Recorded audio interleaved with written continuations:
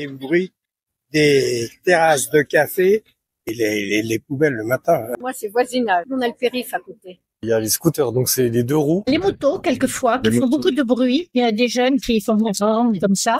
On a fait la différence pendant le Covid. Il n'y avait pas un chat, rien, on avait les oiseaux. On a la chance d'avoir les pompiers, d'avoir la police. Les voitures et les camions poubelles. En fait, je suis dans un vieil immeuble, alors forcément, j'entends beaucoup de bruit. Construction là dans le parc Martin Luther King des nouveaux quartiers. Ça tapait, ça cognait. Oui, des scooters. Alors, les travaux, oui. Ça, au secours. Ces témoignages proviennent de riverains du 17e arrondissement de la ville de Paris, à qui nous avons posé la question suivante. Quel type de bruit vous dérange dans votre arrondissement? Ces derniers nous ont confié quel type de bruit les contrarie et lesquels ils acceptent ou ont appris à accepter. Pour bien mener notre quête, nous sommes également allés interroger la responsable de communication du Centre d'information sur le bruit, Madame Justine Monroe, et également le chercheur sur le bruit, Monsieur Anthony Péqueux, pour nous permettre de comprendre le bruit et ses enjeux. Nuisances sonores et bruit, c'est déjà un problème. Les nuisances sonores, c'est subjectif. Des nuisances sonores qui ont l'image un peu de oui, c'est la voisine, elle a des problèmes dans sa vie, donc elle subit des nuisances sonores qui a vraiment un côté subjectif, à une vraie pollution, au même titre que la pollution atmosphérique. Et nous, on parle de la qualité de l'environnement sonore, donc on rajoute un terme à ça. On peut dire un petit peu tout ce qu'on veut, puisque tout existe dans la réglementation et dans les discours. Mais chaque mot a un sens un peu particulier. Et en politique, ils vont faire un choix qui est très précis là-dessus. Ça dépend ce qu'ils veulent faire passer comme message. On a des façons assez nettes de caractériser la question du bruit. Et ça montre que la question, voilà, je viens de dire du bruit par exemple, j'aurais pu dire des sons. Mais non, on ne dit jamais des sons. C'est un terme qu'on n'emploie pas. L'environnement sonore, il change avec la société, il évolue, mais il y avait autant de plaintes à l'époque que maintenant. La seule différence qu'il y a eu, c'est pendant la période de déconfinement liée à la crise sanitaire, en fait. C'est le seul changement qu'on a observé depuis 1978. La plupart des Français ont eu une prise de conscience de leur environnement sonore. Ils ont pris conscience qu'il y avait avant du bruit. En tout cas, il y a une prise de conscience et il y a notamment des politiques qui ont voulu agir à la suite de ces épreuves-là, quoi. Le premier élément à prendre en compte, c'est le fait que on fait du bruit un problème public. On fait du bruit un problème public, donc ça devient un enjeu collectif. Donc, on commence à se doter aussi de vocabulaire pour caractériser. Il faut que les gens arrivent à caractériser déjà le fait que ce soit un problème. Le bruit, en fait, c'est un problème. Il faut qu'ils parviennent à montrer que c'est un problème collectif. Donc, on va créer une association, par exemple, etc. On va chercher collectivement à qualifier ces bruits. Le Covid marque donc un tournant dans l'histoire du bruit et son acceptabilité en ville. C'est ce nouveau silence qui a impulsé la naissance d'actions de lutte contre les nuisances sonores. La plus notable dans le 17e arrondissement est la création du comité de lutte contre le bruit. Un modèle de concertation où différents acteurs politiques, associatifs et économiques s'assoient autour de la même table pour chercher à réduire les nuisances sonores sur leur territoire. Nous avons pu nous entretenir avec l'élu Christophe Ledrand, qui dirige ce comité depuis sa création en 2021. Il faut en fait bien objectiver les nuisances, déjà les intégrer, bien savoir de quoi on parle. Les sirènes, par exemple, c'est aussi un énorme sujet. Ça existait effectivement avant la Covid, mais bon, c'est vrai que c'est surtout après qu'on nous a vraiment remonté les sujets. Déjà, nous, c'est un petit peu notre méthode, on essaie d'objectiver la donnée, donc et c'est la raison pour laquelle on a fait réaliser 2 études à bruit par IF. Les résultats de la deuxième étude étaient surprenants. Il y avait des niveaux de décibels, enfin en continu, ça pouvait faire jusqu'à 20 minutes à certaines périodes de sirène. Mais 20 minutes de sirène cumulées sur un quartier donné, c'est insupportable. Les sirènes, l'une des premières nuisances étudiées et gérées par ce comité, sont un marqueur du paysage urbain qui viennent créer un ordre de priorité par la présence d'un bruit très fort. En effet, le chercheur Anthony Péqueux explique: une sirène, ça crée un ordre. Ça crée un ordre de priorité. Une sirène dit « je passe devant, je passe d'abord. Poussez-vous de là, que je m'y mette ». Lors de nos recherches, il a été établi que le bruit routier représente une part très importante des nuisances sonores car il intègre une grande partie des bruits en ville. Les riverains du 17e arrondissement de Paris en témoignent. Et donc, du coup, là, il y a aussi ce problème-là de congestion. Et là, les klaxons, alors là aussi, les klaxons, j'ai parlé des sirènes, mais aussi les klaxons. Même en journée, les gens sont agressifs, en fait, quand ils conduisent. Ou les camions de livraison. Je les vois arriver sur la rue Cardinet. Ils sont en 4e, ils sont en 3e. C'est limité à 30. Et les mecs, ils forcent. Ouais, je pense qu'en fait, comme ils ont la plupart des rues, elles sont droites, elles ont pas de, vous savez, de dodane ou quoi que ce soit, donc ça, hop, on peut prendre, on peut y aller vite. Je pense que c'est ça, mais je pense que c'est à peu près partout pareil. C'est juste qu'il n'y a pas assez de dodane. On peut pas leur interdire, mais en même temps, je crois que pour eux, c'est un kiff, en fait. Lors de notre entretien, Justine Monroe insiste sur la part de subjectivité du bruit. Le même bruit viendra énerver certains et apaiser d'autres. On n'est pas tous égaux face au bruit, ça c'est clair. C'est une question de perception, c'est une question sociétale. Il y a des gens qui volontairement viennent habiter le long du périph' parce que ça les endort. Donc il faut pas considérer qu'on est tous pareils sur les questions de bruit. Et on a tous notre propre sensibilité au bruit. C'est ça qui est un petit peu complexe en fait. Il y a une pollution sonore, c'est sûr. Habiter à côté d'un aéroport, il y a des effets sanitaires pour tout le monde. Mais notre perception va être totalement différente.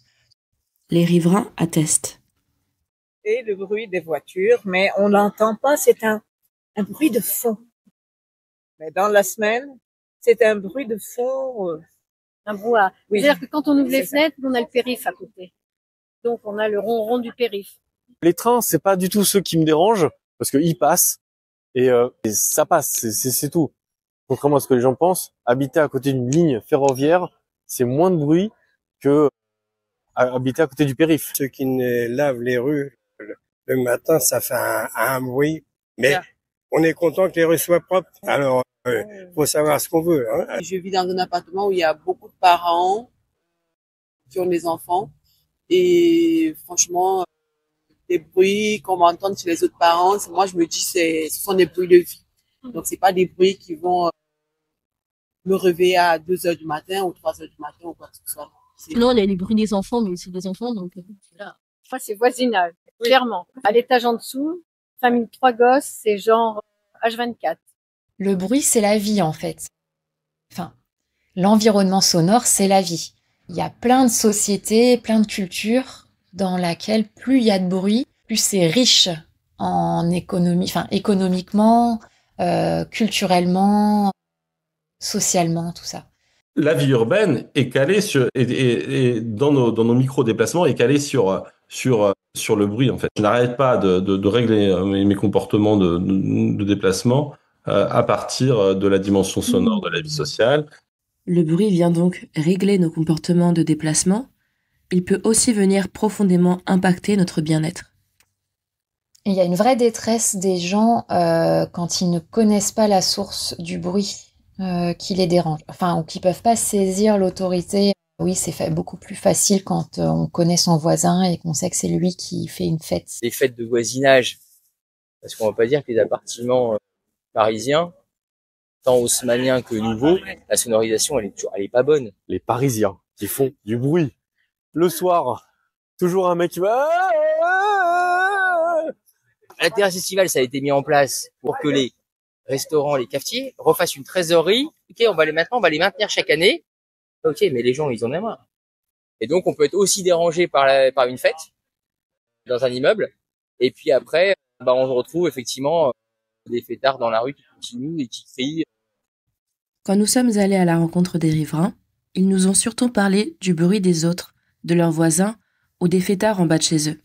Ces propos viennent corroborer ceux d'Anthony Péqueux, qui nous confie. Moi, j'ai habité un temps à Melun. Vous allez à Melun, mais peu importe. Le contraste qui va se faire entre quartier résidentiel et puis quartier d'habitat social. Mais c'est vrai que là, il y a une spécificité, je pense, de la vie métropolitaine où effectivement, il y a un continuum et ça, je pense que au moins les enquêtes de captage de bruit le montrent. Les façons qu'ont les agents immobiliers de caractériser des quartiers, c'est exactement, c'est sonore. Ah, c'est un quartier calme, vous allez voir, machin, c'est un quartier, on entend les petits oiseaux, bidule. Tout simplement la tranquillité. Le soir, vous avez envie de vous reposer. Donc ça se comprend totalement. Vivre à Paris, c'est chouette, mais avoir du bruit tout le temps enfin, je dirais du bruit désagréable, c'est un peu plus fatigant. Je pense que les personnes qui étaient, par exemple, près du tramway, le temps que ça fasse les travaux, c'était voilà. Mais petit à petit, c'est chouette d'avoir des espaces comme celui-ci. La construction là dans le parc Martin Luther King des nouveaux quartiers, moi je les ai vécus pendant 6 ans. Ça tapait, ça cognait. Ils ont eu des autorisations spéciales pour bosser la nuit et H24. La quantification de l'impact sanitaire, c'est le coût social du bruit. 147 milliards d'euros par an, c'est ce que coûte le bruit. Et spécifiquement, le bruit routier, c'est la part la plus importante.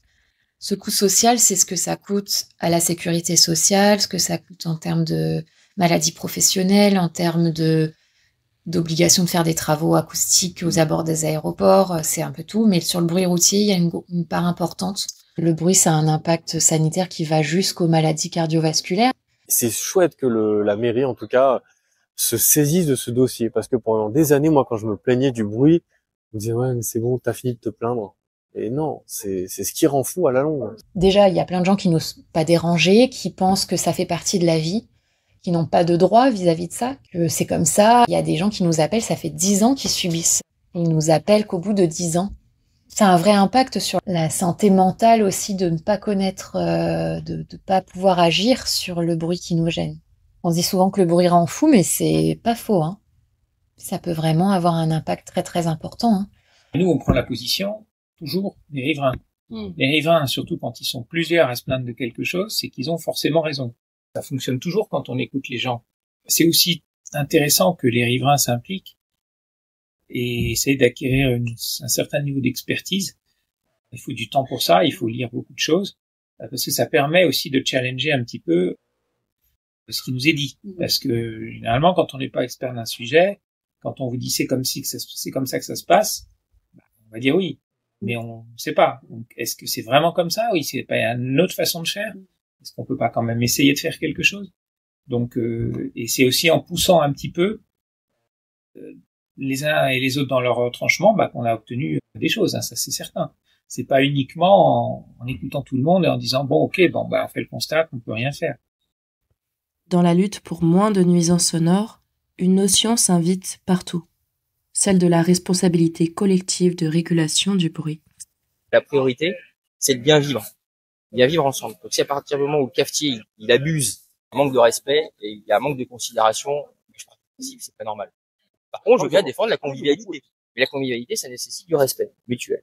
À partir du moment où eux sont gênés, c'est un problème. Et évidemment, on sait que parfois, ça va passer. Mais on va jamais leur dire, c'est pas parce que ils ont une sensibilité au bruit qu'ils n'ont pas le droit d'être écoutés et puis que c'est pas une nuisance. On a besoin de quoi pour vivre? On dit tous, j'ai besoin d'aller me ressourcer en vacances, d'avoir du calme, de dormir. Et quels sont les facteurs qui empêchent de dormir? Le bruit. Voilà. Et c'est pas parce qu'on est dans une grande ville qu'on doit être permissif et tolérant à toutes ces choses nocives. Enfin, toutes les personnes que nous avons interviewées ne s'accordent pas sur le fait que le bruit est nécessairement nuisible. Certains l'apprécient, voire préfèrent vivre avec. C'est pas que c'est calme, mais c'est agréable. C'est pas calme parce que c'est une rue commerçante, mais en même temps, c'est agréable. Le silence est quelque chose c'est une expérience fondamentalement angoissante. Typiquement, les concepteurs du double vitrage sont obligés de faire attention à ce qu'ils font. S'ils vont trop loin dans le double vitrage, vous vous isolez complètement. Et c'est insupportable, en fait. Vous pouvez pas avoir cette expérience. La ville, elle est condamnée à être bruyante, mais la campagne, c'est bruyant aussi, hein. Il n'y a pas de dichotomie comme ça. On pourra jamais vivre dans le silence. C'est pas possible. Ce qu'il faut faire, toujours, c'est préserver le calme, des bulles de calme dans la ville. Ça, c'est intéressant. De toute façon, nos oreilles en ont besoin. Face au bruit, nous ne sommes pas tous égaux. Les différentes sensibilités se confrontent, rendant nécessaire de trouver des solutions adéquates. Il faut toutefois comprendre que le bruit est constitutif de nos villes et de nos sociétés. Au travers des témoignages, nous comprenons aussi qu'il est nécessaire de considérer le problème des nuisances sonores à leur juste valeur et de faire en sorte de se protéger de leurs effets néfastes. Ce podcast a été mené par un groupe d'étudiants de Master 2 de l'Institut français de géopolitique en collaboration avec le cabinet d'études La Fabrique de la Cité.